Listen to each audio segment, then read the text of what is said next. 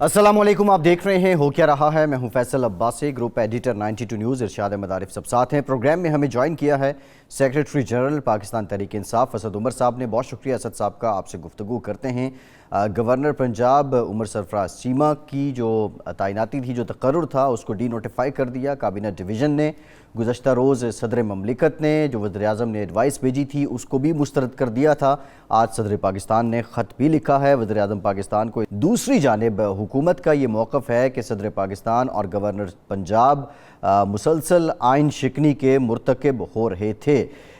इमरान खान ने ये मुतालबा किया है अदालतों से कि वो इस मामले का नोटिस लें। अब सवाल ये भी है, नाक़दीन का ये भी कहना है कि इमरान खान एक जानिब अदालतों पर तनकीद करते हैं, दूसरी जानिब उन्हीं से खैर भी तलब कर रहे हैं। ये सारे हालात हैं, एक हिजान है, भौचाल है। पंजाब में आइनी बहरान ने एक और रुख इख्तियार कर लिया है। एक और बड़ी डेवलपमेंट, शहबाज शरीफ साहब और नून लीग की जो क़यादत है, जो सफ़े अव्वल की क़यादत है, वो लंदन जाएगी।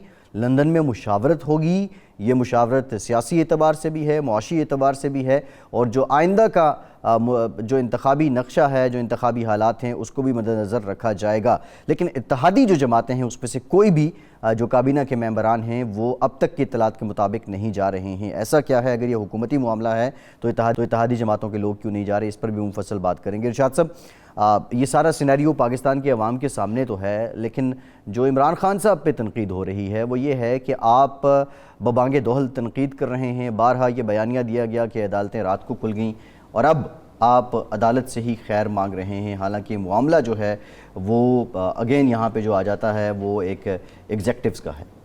देखिए, मेरा ख़्याल है इस बारे में तो असद उमर साहब से पूछते हैं और वो बेहतर अंदाज में एक्सप्लेन कर सकते हैं कि तनकीद और खैर तलबी जो है ये दो मामला साथ साथ कैसे चलेंगे। और इस्लामाबाद हाई कोर्ट में भी इस मामले पर बात हुई और सुप्रीम कोर्ट में भी इस मामले में बात हुई। मैं बात करना चाहता हूँ ये शहबाज शरीफ साहब और उनकी काबीना का जो दौरा लंदन है। ये असल में मेरा ख़्याल है कि मुस्लिम लीग नून में एक ग्रुप है या एक ग्रोह है जो ये साबित करना चाहता है कि शहबाज शरीफ साहब सदर मुस्लिम लीग होते हुए भी बेख्तियार हैं और फ़ैसला साजी उनके बस की बात नहीं है, और वज़ीर-ए-आज़म पाकिस्तान होते हुए भी वो नवाज़ शरीफ साहब के अपने बिरादर बुज़ुर्ग के रहम करम पर हैं। और स्टीयरिंग जो मुस्लिम लीग का है, स्टीयरिंग सीट जो मुस्लिम लीग की है या हुकूमत की है, वो या तो नवाज़ शरीफ साहब के पास है या मरीम नवाज़ साहिबा के पास है। इससे एक तो दो नुकसान होंगे। एक तो ये तासुर मज़ीद पुख्ता होगा कि शहबाज शरीफ साहब की जो हैसियत है वो या हुकूमत हो या पार्टी की सदारत हो, वो महज नुमाइशी है। और दूसरा जो जनाब इमरान खान साहब का नैरेटिव है इम्पोर्टेड गवर्नमेंट के हवाले से, उसको भी तक़वियत मिलेगी और वो ये कहने में हक़ बजानिब होंगे कि देखिए, मैं तो पहले ही कह रहा था कि ये सारा कुछ बाहर से हुआ है और हो रहा है और होता रहेगा। तो मेरा ख़्याल है ये तो शहबाज शरीफ साहब के सोचने की बात है कि क्या उन्हें इतनी जल्दी, अभी तक उन्होंने कौम से खिताब नहीं किया, उन्होंने कोई पॉलिसी स्टेटमेंट जारी नहीं की और वो लंदन जा रहे हैं, तो इसका मतलब ये है कि पॉलिसी स्टेटमेंट भी वहाँ से जारी होगी और उन्हीं की हिदायत और मंसूबे के मुताबिक वो आगे बढ़ पाएंगे। इस पर मज़ीद बात करते हैं, लेकिन असद उमर साहब चूँकि मौजूद हैं। असद उमर साहब, पहला सवाल जो फैसल अब्बासी साहब ने मुझसे किया है मैं आपकी तरफ थ्रू कर रहा हूँ। ये फरमाइए कि आप एक तरफ तनकीद कर रहे हैं अदालतों पे और दूसरी तरफ अदालतों से रिलीफ भी मांग रहे हैं, तो ये कोई तजाद नहीं है आपकी पॉलिसी में? सर, बिल्कुल भी नहीं है। हमारा आइन भी इस बात की इजाज़त देता है कि फैसलों के ऊपर, कोर्ट्स के फैसलों के ऊपर, अदालतों के फैसलों के ऊपर तनकीद की जा सकती है। ये तो जब बनता कि अगर लोग ये कहते कि आप अदालत के फैसलों को किसी को मानते नहीं है और तो फिर अब आप अदालत क्यों जा रहे हैं। जो भी फैसला हुआ, तहरीक इंसाफ ने उसके बारे में जो कुछ भी सोचा, अमल दरामद किया उस फैसले के ऊपर। तो हम तो कानून पे यकीन रखने वाली जमात हैं। हम तो न वो जमात हैं जो सुप्रीम कोर्ट पर हमले कराती है, न वो जमात हैं जो कोयटा बेंच बनाकर सुप्रीम कोर्ट के चीफ जस्टिस को फारिग करवा देते हैं। हम तो कानून का एहतराम करने वाले, अदलिया का एहतराम करने वाले लोग हैं। लेकिन जहां पर सवालात पैदा होते हैं, और एक ही बुनियादी सवाल है जो सिर्फ इमरान खान ने नहीं पूछा, सिर्फ असद उमर नहीं पूछ रहे, पूरी कौम समझने की कोशिश कर रही है कि ऐसी क्या चीज थी जिसके लिए रात को 12 बजे अदालत खोलनी पड़ी। मेरे ख्याल में इसमें कोई अदालत की तौहीन नहीं है। उसको तो रिस्पॉन्ड किया असद साहब उसको तो जो इस्लामाबाद हाई कोर्ट की आप समाअत के दौरान रिमार्क्स देखें जिससे ने रिस्पॉन्ड किया है। मैं वजाहत कर दूं, मैं इस्लामाबाद हाई कोर्ट की मैं बात ही नहीं कर रहा, मैं सुप्रीम कोर्ट की बात कर रहा हूं। अच्छा असद साहब, एक आप दुरुस्त फरमा रहे हैं कि आपने फ़ैसलों पर अमल दरामद किया, लेकिन फ़ैसलों पर तनकीद का हक़ भी इस्तेमाल किया है। एक लाहौर हाई कोर्ट ने फ़ैसला दिया जिसकी रोशनी में जनाब हमज़ा शहबाज शरीफ साहब वज़ीर आला मुंतखब हुए। अब इंतखाब को ना आपके नामज़द गवर्नर मान रहे हैं, ना सदर ने माना, और जब सदर के पास वज़ीर आज़म की एडवाइस गई तो उन्होंने उसको मुस्तरद कर दिया और कहा कि जी उमर सरफराज चीमा को तो मैं नहीं हटाऊँगा। तो ये भी एक फ़ैसले की नफ़ी भी है, और जो पार्लिमानी नार्म्स हैं या आइन की है कि सदर वज़ीर आज़म की एडवाइस जो होगी सदर उसका पाबंद होगा, उसके मुताबिक अमल करेगा। तो आप आइन को भी नहीं मान रहे और अदालती फ़ैसले को भी नहीं मान रहे? नहीं सर, ऐसा है नहीं। गवर्नर अपॉइंट करते वक्त जो वज़ीर आज़म की एडवाइस है वो बाइंडिंग है सदर के ऊपर। लेकिन अगर आप एक गवर्नर को हटाना चाहते हैं तो वो, अगर आप आइन पढ़ें तो बड़ा वाज़े है, वो इख्तियार जो है वो सदर के पास है, सदर पाकिस्तान को पास है। और कॉन्स्टिट्यूशन कहता है will serve at the pleasure of the president of Pakistan, यानी जब तक सदर पाकिस्तान चाहेंगे वो उस वक्त तक उस ओहदे पर कायम रहेगा। तो हमारे ख्याल में तो आइनी इख्तियार जो सदर का था उसी आइनी इख्तियार को वो इस्तेमाल कर रहे। ये भी जो फैसला हुआ है, डी नोटिफिकेशन हुई है, यकीनन ये भी कोर्ट्स के अंदर चैलेंज होगा। देखें इसका आखिर में क्या फैसला आता है।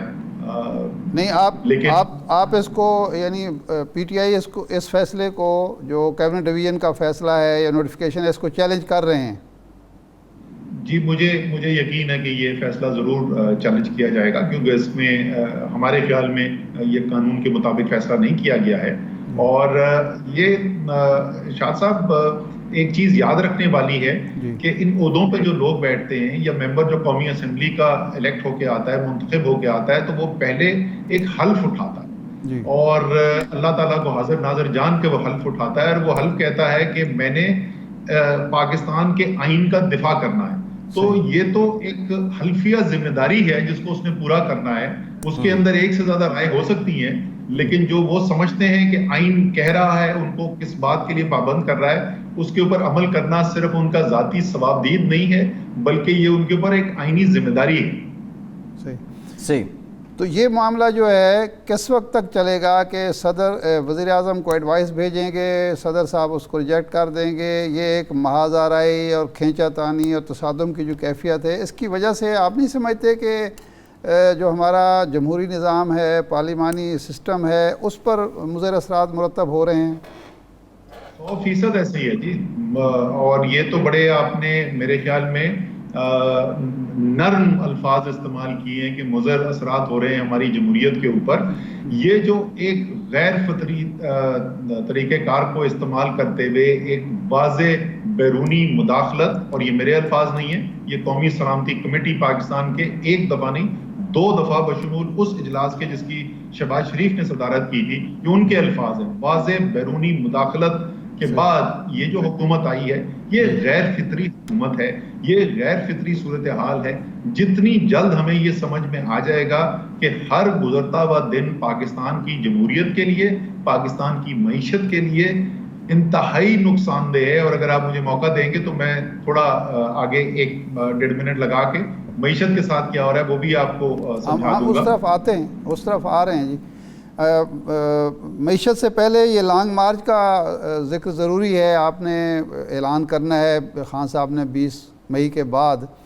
तो 2 सवालात पैदा हो रहे हैं। एक तो ये है कि अगर इससे पहले खान साहब को नज़रबंद कर दिया जाता है, जिसका खान साहब ने ख़ुद अंदेशा ज़ाहिर किया है, तो आपका लाहे अमल क्या होगा? फिर लॉन्ग मार्च होगा, नहीं होगा?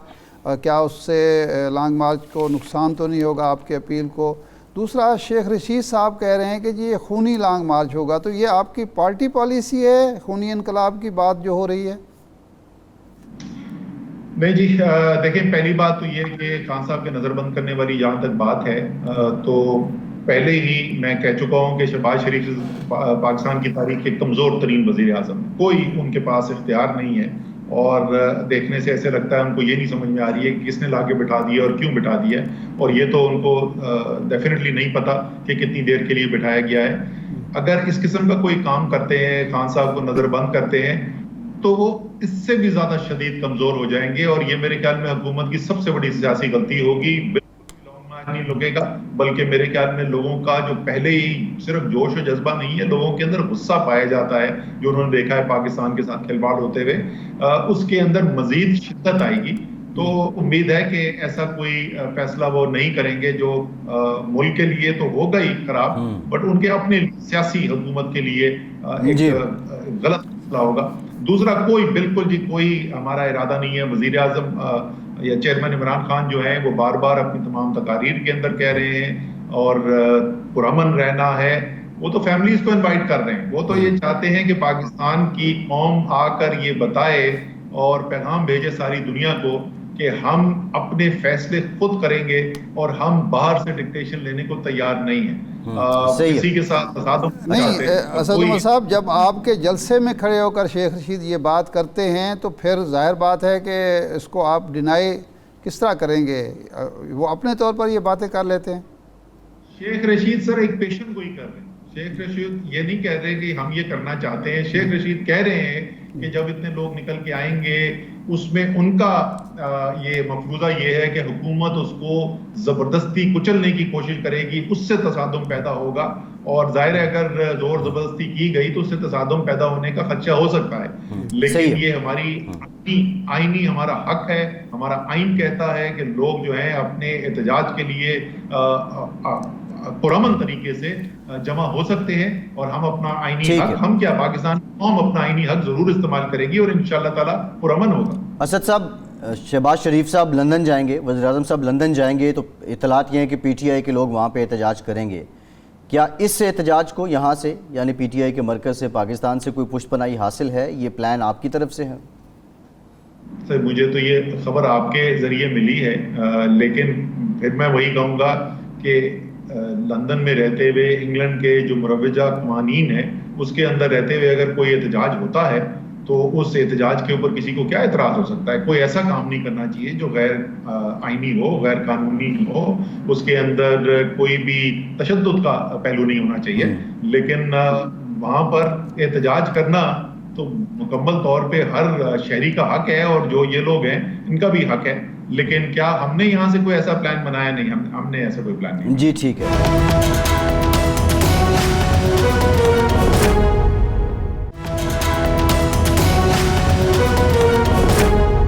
صاحب 2 دن پہلے وزیر اعظم شہباز شریف صاحب سے اخبار نویسوں کی ملاقات ہوئی، انہوں نے یہ گلہ کیا کہ تحریک انصاف کی حکومت نے، عمران خان صاحب کی حکومت نے نہ تو وقت پر LNG خریدی جس کی وجہ سے سستی بجلی پیدا ہو سکتی تھی، گرمی کا آغاز ہو گیا تھا اور وہ 27 کے قریب پاور پلانٹس بند رکھے مینٹیننس کے نام پر، حالانکہ ان کو جنوری میں فروری میں مینٹیننس ہو جانی چاہیے تھی، جس کی وجہ سے اتنا شدید قسم کی لوڈ شیڈنگ پچھلے ہفتے برداشت کرنی پڑی، اور یہی حال آپ نے معیشت کے ساتھ کیا ہے۔ آج خرم دستگیر صاحب نے بھی پریس کانفرنس کی ہے، تو یہ آپ کو اندازہ تھا کہ چونکہ آپ جا رہے ہیں تو ان کے لیے ان کے بقول آپ نے بارودی سرنگ کھودی کہ پٹرول کی قیمتیں کم کر دیں، بجلی کی قیمتیں کم کر دیں اور پاور پلانٹ بند کر دیے؟ اچھا سر، پہلی بات تو یہ کہ جیسے کہتے ہیں نا جھوٹ کے پام کوئی نہیں ہوتے، خود حکومت دعویٰ کر رہی ہے کہ 1 مئی سے لوڈ شیڈنگ کے اندر جو ہے وہ خاطر خواہ کمی آ چکی ہے۔ 10 اپریل کو یہ بنے تھے وزیر اعظم، 21 دن کے اندر مجھے بتائیں کون سے نئے ٹھیکے دیے گئے LNG کے، کون سا ایندھن درآمد کیا گیا، کون سے نئے پلانٹس جو ہیں ان کی مینٹیننس کر دی گئی اس 21 دن کے اندر؟ یہ کرشمہ کیسے ہوا ذرا ہمیں یہ تو بتائیں نا، وہ شپ کا نام بتائیں، کون سی شپ ہے جو LNG لے کر آئی ہے جو پہلے نہیں آ رہی تھی، کون سا نیا معاہدہ ہوا؟ ایسے جھوٹ بولتے۔ اچھا وہ جھوٹ بول کے بھائی اس کے بعد کم سے کم ایک جھوٹ پہ کھڑے رہو نا، اس کے بعد خود اپنی کریڈٹ بھی لے رہے ہیں کہ نہیں پہلی بار۔ سر شروع کے اندر یہ بالکل ڈس آرگنائز تھے، ان کو سمجھ میں نہیں آ رہی تھی، آپ کو پتا ہے 1 ہفتہ تو ان کی کابینہ نہیں بن سکی، इन हालात के अंदर ये तो होना था जो हुआ। रमजान के अंदर बदतरीन लोड शेडिंग लोगों को देखनी पड़ी। उसके बाद जब 2-3 हफ्ते के बाद इनको होश आया तो वहां पे ईंधन भी मौजूद था, कारखाने भी मौजूद थे, सब कुछ मौजूद था। वो 1 मई को कहीं बाहर से नहीं आ गया, वो पहले से मौजूद था। दूसरी, जहां तक मईशत की बात करें कि तेल की कीमतों के ऊपर, ये देखिए मैं फिर वही कहूंगा ना, झूठ के पांव कोई नहीं होते। ये क्या समझते हैं कि ये कोई 18वीं सदी है कि जिसके अंदर आप झूठ बोलेंगे और कोई सवाल पूछने वाला नहीं होगा। मिफ्ता इस्माइल की वीडियो पाकिस्तान के हर बच्चे ने देखी हुई है। चंद माह पहले, 2 महीने पहले की वीडियो है, जिसमें वो कह रहे हैं कि पीडीएम 137 रुपए से 1 रुपया ज्यादा पेट्रोल की कीमत नहीं बढ़ाने देगी। वो मिफ्ता इस्माइल जो हैं, क्या वो बारूदी सुरंग डाल रहे थे मिफ्ता इस्माइल वजीर खजाना के लिए? ये मजाक बातें करना छोड़ दें। हो ये रहा है कि पाकिस्तान की मईशत के साथ सूरत हाल ये है कि जो तिनका जोड़ के हमने ज़र मुबादला के ज़खायर जमा किए थे, सिर्फ 2 महीने जब से अदम एतमाद की तहरीक आई है, उसमें से 1/3 ज़र मुबादला के ज़खायर उड़ चुके हैं। जो अप्रैल के अंदर जो उनका पहला महीना था, ये जो महंगाई खत्म करने की हुकूमत आई थी, पहला महीना जो था 11 साल में सबसे ज्यादा अफराद ज़र की शरह थी अप्रैल पिछले माह के अंदर। तो हकीकत सूरत हाल ये है, मार्केट गिर रही है, रुपया प्रेशर में है। जैसे मैंने आज कहा कि सऊदी अरेबिया से हाथ खाली, इमारात से हाथ खाली, चीन से हाथ खाली, IMF से हाथ खाली, इनको समझ नहीं आ रही है असद साहब, अब आप पे तनकीद ये भी होती है कि जो आपके हुकूमत में आने से पहले के दावे थे वो तिनका नहीं जोड़ना था, आपने तो अरबों डॉलर जो है ना वो बल्क में लाने थे। खैर, सवाल ये है कि कल जो कौमी असम्बली में मजम्मती करारदाद जमा की गई है और आपकी क़यादत पे ये इल्ज़ाम आया कि आप बराह रास्त इदारों पे को तनकीद का निशाना बना रहे हैं। आप खान साहब जो हैं वो आपकी जमात की जानिब से बारहा ये कहा गया ये गद्दारों की हुकूमत है, वो क्या क्राइटेरिया है, वो कौन सा पैमाना है जिस पे आप लोगों को सामने रखते हैं और फिर आप उनको गद्दार गर्दानते हैं? अच्छा, वो तो उसका पैमाना क्या है वो बड़ा वाज़े उसकी लाएमल दिया हुआ है चेयरमैन साहब ने। अदालती कमीशन हो, ओपन हियरिंग हो, सारी कौम सुने कि क्या सबूत पेश किए जा रहे हैं, पता चल जाएगा कौन गद्दार है और कौन गद्दार नहीं। दूसरी, जो इन्होंने कल फैसला किया ना, ये बहुत मुझे बड़ी खुशी हुई कि शहबाज शरीफ साहब ने ये फैसला किया और ये करारदाद आई कल सारी असम्बली ने कि फौज के खिलाफ किसी बात को बर्दाश्त नहीं किया जाएगा। मुझे यकीन जाने मुझे बहुत खुशी हुई। आप जानते हैं मेरा उस खानदान से ताल्लुक है, 3 नस्लों से हमारी फौज से मुंसलिक है हमारी खानदान, तो मुझे तो बड़ी खुशी हुई। बहुत जबरदस्त फैसला है, मेरी उम्मीद है कि इसके ऊपर ये अमल दरामद करेंगे। असद साहब, आखिरी सवाल, वज़ीर आज़म ने ये भी कहा कि जी इमरान खान साहब ने और उनकी हुकूमत ने चीन से ताल्लुकात ख़राब कर लिए, CPEC को स्लो कर दिया, सऊदी अरब को नाराज़ कर लिया और कोई भी दोस्त खुश नहीं था, और अब अमेरिका को और यूरोप को भी नाराज़ करने पर लगे हुए। तो आपने क्यों ऐसा किया कि सबको नाराज़ कर लिया, सारे दोस्तों को? सर, हम भी सऊदी अरेबिया गए, इमरान खान साहब और हम साथ गए। उनके $3 अरब का वहाँ से हम डिपॉजिट लेके आए। उसके साथ ही हमने क्रेडिट फैसिलिटी ली, $3 अरब के सालाना तेल खरीदने की इंटरेस्ट फ्री क्रेडिट लेकर आए। फिर UAE गए, वहां से $3 अरब का डिपॉजिट हमें मिला। चाइना गए, वहां से $3 अरब का डिपॉजिट मिला। हम तो जहां जा रहे थे ये सारे दोस्त हमारी मदद कर रहे थे। तारीख का हिस्सा है, रिकॉर्ड उठा के देख लें अगर मैं गलत कह रहा हूँ। तो ये अजीबोगरीब दोस्ती है कि इनके वो दोस्त हैं और इनको कुछ मिलता नहीं, और इमरान खान ने उनको नाराज किया हुआ था और इमरान खान की वो मदद करने को तैयार थे। हकीकत इसके मुकम्मल तौर पर बरक्स है। इमरान खान ने ताल्लुकात, मेरे ख्याल में अगर आप उनकी बड़ी बड़ी अचीवमेंट्स इमरान खान की गिनेंगे तो उसके अंदर ये है कि उन्होंने पाकिस्तान की साख को बहाल किया। लोगों ने देखा, इंटरनेशनल पावर्स ने, आलमी ताकतों ने भी देखा कि एक ऐसा लीडर आया है जो पाकिस्तान की बात करता है, अपनी ज़ात के फ़ायदे की नहीं बात करता, और पाकिस्तान के फ़ायदे के ऊपर वो किसी किस्म का कॉम्प्रोमाइज़ करने को तैयार नहीं। और शायद यही एक वजह भी बनी बाद में कि जिसकी वजह से मुश्किलात भी पैदा हुई। मेरे ख्याल में तो जो खारजा ताल्लुकात थे वो इमरान खान की बड़ी अचीवमेंट्स में से एक थे। जी ठीक, बहुत शुक्रिया असद उमर साहब, जनरल पाकिस्तान तहरीक इंसाफ हमारे साथ मौजूद थे। ब्रेक के बाद दोबारा हाजिर होते हैं।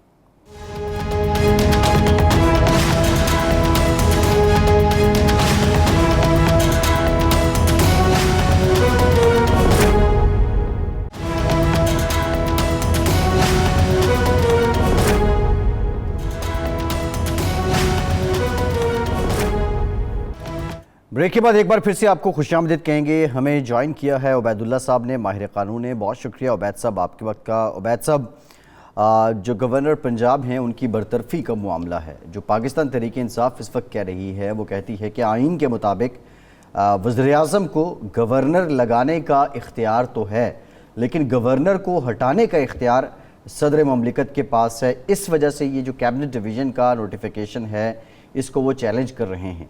आइन बुनियादी तौर पर क्या कहता है कि गवर्नर का तकर्रुर या तैनाती का इख्तियार किसका है? देखिए जी, हमारे यहाँ पे है पार्लियामेंट्री फॉर्म ऑफ गवर्नमेंट। इसके अंदर अवाम अपने नुमाइंदे इलेक्ट करती है, वो मिलके बनते हैं मेंबर्स ऑफ पार्लियामेंट। वो मेंबर्स ऑफ पार्लियामेंट जो हैं एक प्राइम मिनिस्टर को इलेक्ट करते हैं, और जो प्राइम मिनिस्टर इलेक्ट होता है वो अपनी कैबिनेट सेलेक्ट करता है। जो तमाम power, executive power of the state है, वो एक्सरसाइज करते हैं, फेडरल गवर्नमेंट एक्सरसाइज करती है, जो कि प्राइम मिनिस्टर और कैबिनेट मिल के बनाते हैं। वो प्रेसिडेंट के नाम पे एक्सरसाइज करते हैं, बट वो एक्सरसाइज उनको प्राइम मिनिस्टर और उसकी कैबिनेट ही करती है, और उनके अलावा कोई नहीं करती। अब ऐसा है कि president parliamentary form of government में हमारे यहाँ जो ओरिजिनल कॉन्स्टिट्यूशन था उसमें भी प्रेसिडेंट सिर्फ एक सेरेमोनियल पोजीशन रखता था, कोई ख़ास इख्तियारात उसके नहीं होते थे। उसके बाद 1985 में 8th अमेंडमेंट हुई, उसके अंदर भी उसको पहली बार ऐसे इख्तियारात दिए गए जो कि 8 थे नंबर में, और वो सुप्रीम कोर्ट ने उसको अल जिहाद ट्रस्ट के केस में एग्जामिन किया, और जो आर्टिकल 48 जिस पे ये रिलाई कर रहे हैं उसका सब आर्टिकल 2, उसके अंदर सुप्रीम कोर्ट ने उसको इंटरप्रेट करते हुए कहा कि जो इंडिपेंडेंट इख्तियारात हैं प्रेसिडेंट के वो सिर्फ 8 हैं। अगर आप 8 की लिस्ट देखें तो उसके अंदर भी ये इख्तियार नहीं है कि वो गवर्नर को अपॉइंट कर सके या उसके रिमूवल को रिफ्यूज़ कर सके, जबकि प्राइम मिनिस्टर की एडवाइस आई हो इसके ऊपर। उसके बाद ये हुआ कि 18वीं तरमीम हुई, वो 8 में से भी टोटल प्रेसिडेंट के इंडिपेंडेंट डिस्क्रेशनरी इख्तियारात सिर्फ 2 रह गए, और अगर आप उन दोनों इख्तियारात को देखेंगे तो वो सिर्फ ऐसे इख्तियारात हैं, और वो ऐसी सिचुएशन में वो इख्तियारात दिए गए हैं जब कोई ऐसा प्राइम मिनिस्टर एग्जिस्ट नहीं करता जिसको असेंबली का, नेशनल असेंबली का कॉन्फिडेंस। वो 2 इख्तियारात उबैदुल्ला साहब कौन से इख्तियारात जो हैं वो एक है जी आर्टिकल 58(2) में, और एक है आर्टिकल 48(5)(a) में। एक ये है कि आपके एक प्राइम मिनिस्टर के खिलाफ vote of no confidence successful हो गया, और कोई और आदमी असेंबली का कॉन्फिडेंस नहीं गेन कर सका प्राइम मिनिस्टर बनने के लिए, तो फिर ऐसी सिचुएशन में प्रेसिडेंट का सवाबदीदी इख्तियार है कि बजाय कि वो बार बार वोट ऑफ कॉन्फिडेंस लेने की कोशिश करता रहे, वो असेंबली को डिसॉल्व कर दे। दूसरा इख्तियार भी उसी सूरत में एक्सरसाइज होगा जो कि 48(5)(a) के तहत है।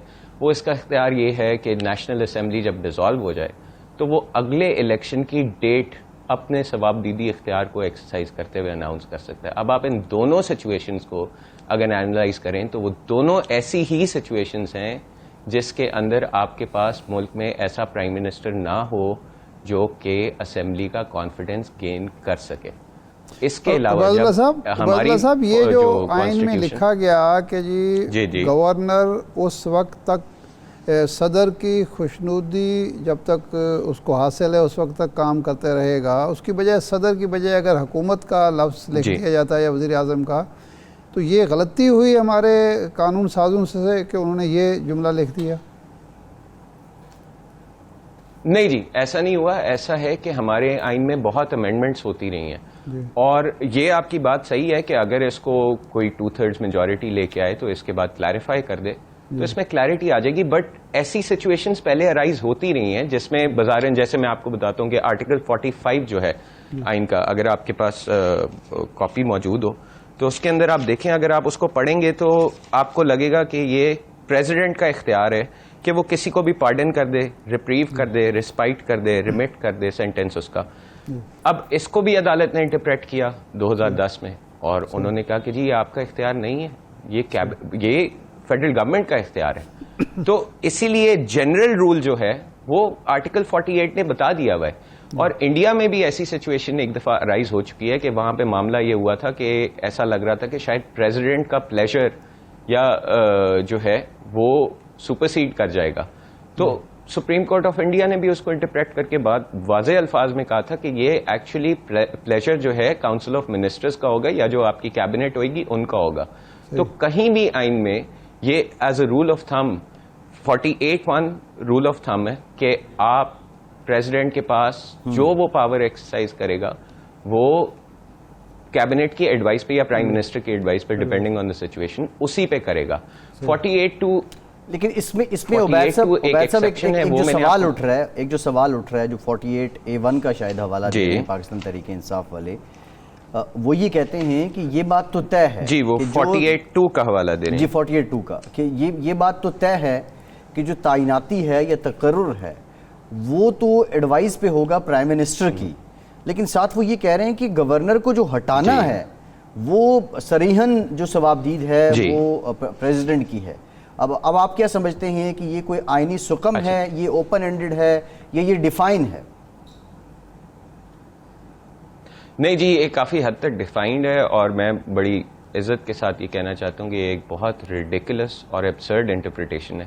چلیں وہ یہ تو مان رہے ہیں کہ لگانا پرائم منسٹر کا اختیار ہے, آدھی بحث تو وہ مان گئے.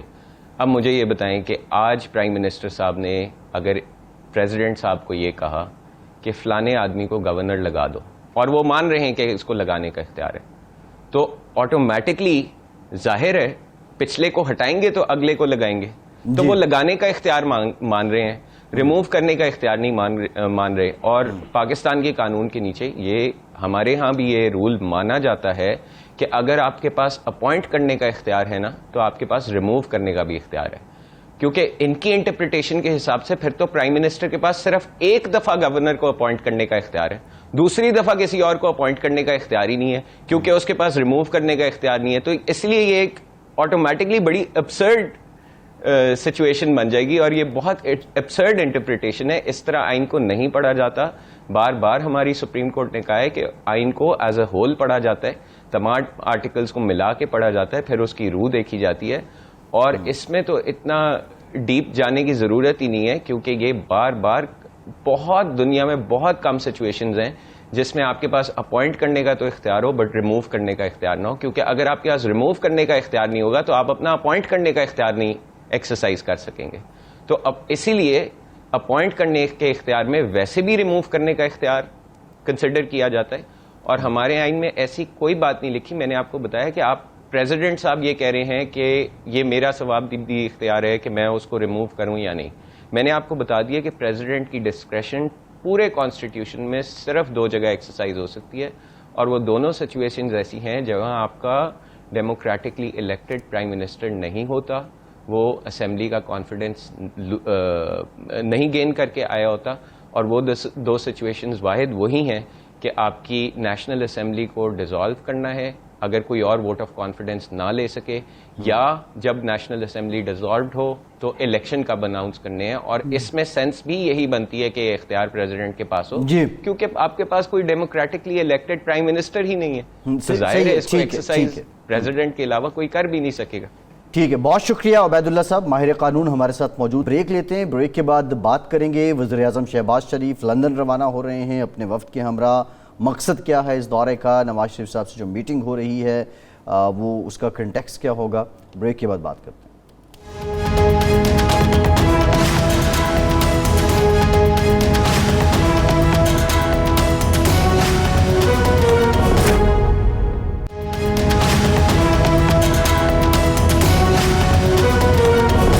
مولانا غفور حیدری صاحب نے ہمیں جوائن کیا ہے, سیکریٹری جنرل ہیں JUIFA کے. بہت شکریہ مولانا صاحب آپ کے وقت کا.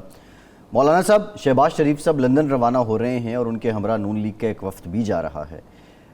کیا یہ وزیر اعظم کا دورہ جو ہے اس میں جو دیگر اتحادی جماعتیں ہیں ان کو بھی شرکت دی گئی تھی, یا یہ خالصتاً نون لیگ کا ہی انہی لوگوں کا دورہ ہے؟ وزیر اعظم کے تنظیمی دورے ہیں, مسلم لیگ کے اپنے پروگرام ہیں. اگر PDM کا کوئی پروگرام ہوگا تو اس میں یقیناً مولانا فضل الرحمان صاحب PDM کے سربراہ ہے، تو بشمول میاں صاحب سب کو دعوت دیں گے.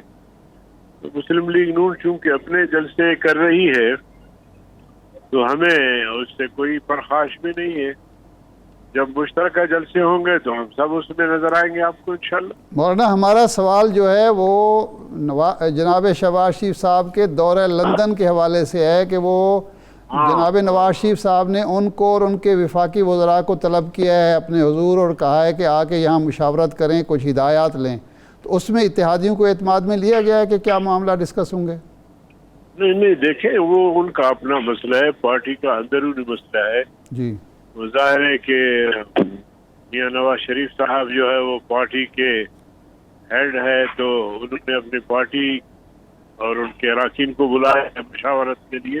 صحیح. تو ہمیں اس پہ بھی کوئی اعتراض نہیں ہے. کیا یہ ویسے مناسب ہے کہ پاکستان کے فیصلے جو ہیں، حکومتی فیصلے، ریاستی فیصلے، وہ لندن میں ایک صاحب کریں جو اپنے وطن واپس نہیں آنا چاہتے؟ دیکھیے یہ تو ان سے پوچھا جائے، لیکن میاں نواز شریف صاحب کا مولانا صاحب سے ہمیشہ رابطہ رہتا ہے، جی. اور یہاں جو PDM میں شامل جماعتیں ہیں ان کے اجلاس اور اسی پلیٹ فارم سے فیصلے ہوتے ہیں. جی. تو باقی جہاں تک ان کی اپنی پارٹی کی بات ہے، اب وہ جانے، ان کی پارٹی جانے، وہاں مشورہ کرتے ہیں، یہاں کے مشورہ کرتے ہیں. جہاں تک میاں نواز شریف صاحب کی واپسی کی بات ہے، جی.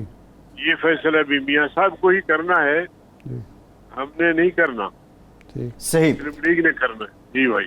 ٹھیک. یہ فرمائیں کہ یہ اب طے ہو گیا ہے کہ مولانا فضل الرحمان صاحب صدارتی امیدوار ہوں گے صدر کے الیکشن میں، یا آصف زرداری صاحب کے لیے نشست چھوڑ دی گئی؟ اور KPK کے گورنرشپ کے لیے بھی بات چل رہی تھی، کیا JUI کو یہ نشست مل رہی ہے، یہ گورنرشپ مل رہی ہے دیکھیے آج سے 2-4 دن پہلے جی میں نے یہ بات کی تھی میڈیا سے جی کہ جمعیت علماء اسلام کی خواہش ہے کہ اتحادیوں کو اعتماد میں لیا جائے اور مولانا فضل الرحمان صاحب بطور صدر پاکستان نامزد ہوں. صحیح. اور ہم اس لیے بھی ضروری سمجھتے ہیں جی کہ اس 4 سالہ تحریک میں جمعیت علماء اسلام کا، خاص طور پہ مولانا فضل الرحمان صاحب کا جو کردار رہا ہے، جی اس بنیاد پہ بھی استحقاق بنتا ہے کہ جمعیت علماء اسلام کے قائد کو ملک کا صدر بنا جائے. صحیح. لیکن یہ سب کچھ تب ممکن ہوگا جی جب ہمارے اتحادی متفقہ طور پر فیصلہ کریں گے جی مولانا صاحب کے حق میں. جی ایک ہے ہماری خواہش، ایک ہے اتحادیوں کا فیصلہ. جی ظاہر ہے کہ ہم اپنی خواہش کی تکمیل اس وقت تک نہیں کر سکیں گے جب تک کہ تو اس پہ رضامند کون کون ہے مولانا صاحب؟ کیا نون لیگ اس پہ رضامند ہے؟ پیپلز پارٹی کیا کہہ رہی ہے؟ ان کی رائے کیا ہے؟ آپ نے رائے طلب کی ہے اتحادیوں کی؟ دیکھیے ہماری کمیٹی ہے وہ اس حوالے سے کام کر رہی ہے. رمضان کے دوران میں تو چلا گیا تھا عمرے پہ، ابھی واپس آیا ہوں، تو ہمارے ساتھی کام کر رہے ہیں اور جو ملاقاتیں انہوں نے کی ہے وہ حوصلہ افزا ہے. اچھا حوصلہ افزا ہے. نہیں اس کا مطلب ہے کہ آپ کہہ رہے ہیں کہ کوئی ڈیڈ لاک نہیں ہے مولانا فضل الرحمان کو صدر بنانے پہ، کسی کے تحفظات نہیں ہے کسی جماعت کے بھی؟ پیپلز پارٹی نے خواہش ظاہر کیا ہے. اچھا. لیکن کوشش کریں گے کہ ان کو بھی منا لیں. نون لیگ مان گئی ہے؟ نون لیگ تو بڑی پارٹی ہے جی اور وہ اعتراف کرتے ہیں مولانا فضل الرحمان کی خدمات کا، جدوجہد کا، جی اور میرے خیال میں ایسی کوئی انہوں نے انکار کی بات نہیں کی ہے. صحیح. ابھی پیپلز پارٹی کو راضی کرنا جو ہے آپ کہہ رہے ہیں کہ بہت ضروری ہے. مولانا یہ فرمائیں کہ اب آپ کی جماعت کا کیا موقف ہے کہ الیکشن ان کو جس طرح کے عدم اعتماد سے پہلے PDM کے لوگ بھی اور پیپلز پارٹی کے لوگ جو بار بار یقین دہانی کرا رہے تھے کہ ہم آئیں گے اور اصلاحات کر کے انتخابی فوراً الیکشن کرا دیں گے. اب الیکشن جلدی ہونے چاہیے یا موجودہ حکومت کو مدت پوری کرنی چاہیے 1.5 سال کی؟ جمعیت علماء اسلام کا موقف تو آپ کے سامنے بالکل روز روشن کی طرح آیا ہے. ہم تو روز اول سے جی اس الیکشن کو نہیں مانتے تھے جو 2018 25 جولائی کو ہوا تھا. ٹھیک ہے. لیکن چونکہ ہم ایک اتحاد میں چل رہے تھے تو ان کی رائے کا میں ہمیں احترام رہا. صحیح. اب بھی ہماری چاہت یہ ہے جی کہ ہمیں جلد سے جلد انتخابات کی طرف جانا چاہیے جی اور انتخابی اصلاحات کر کے اور معیشت کا کوئی قبلہ درست کر کے جی اور ہمیں الیکشن میں جانا چاہیے صحیح. تاکہ ایک ایسی حکومت جو 5 سال کے لیے ہو اور 5 سال کے لیے وہ آ کے ملک کی قوم کی خدمت کرے. جو گزشتہ حکومت ہے آپ نے تو دیکھا جی کہ 4 سال انہوں نے اپنا ضائع کیا جی اور جو کم سے انہوں نے وعدے کیے تھے جی کہ 1 کروڑ نوجوانوں کو روزگار فراہم کریں گے, 50 لاکھ لوگوں کو گھر بنا کے دیں گے, اسی طرح قوم کو انہوں نے گمراہ کیا.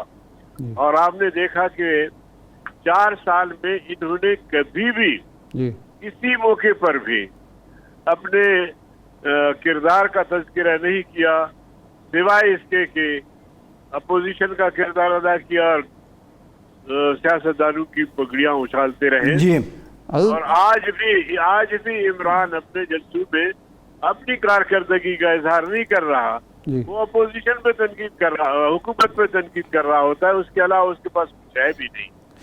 حضرت یہ فرمائیں کہ عمران خان جو اب نیریٹو لے کے چل رہے ہیں, یہ جو مراسلہ ہے امریکی مراسلہ اور وہ تنقید ہدف تنقید بنا رہے ہیں, آپ لوگوں نے کہا, مولانا نے بھی کہا, بعض لوگوں نے دوسرے بھی کہ جی ایسا کوئی مراسلہ ہے ہی نہیں. لیکن کل جناب شہباز شریف صاحب نے ایوان میں کھڑے ہو کے کہا کہ دھمکی آمیز مراسلہ موصول ہوا, مداخلت ہوئی لیکن سازش نہیں تھی.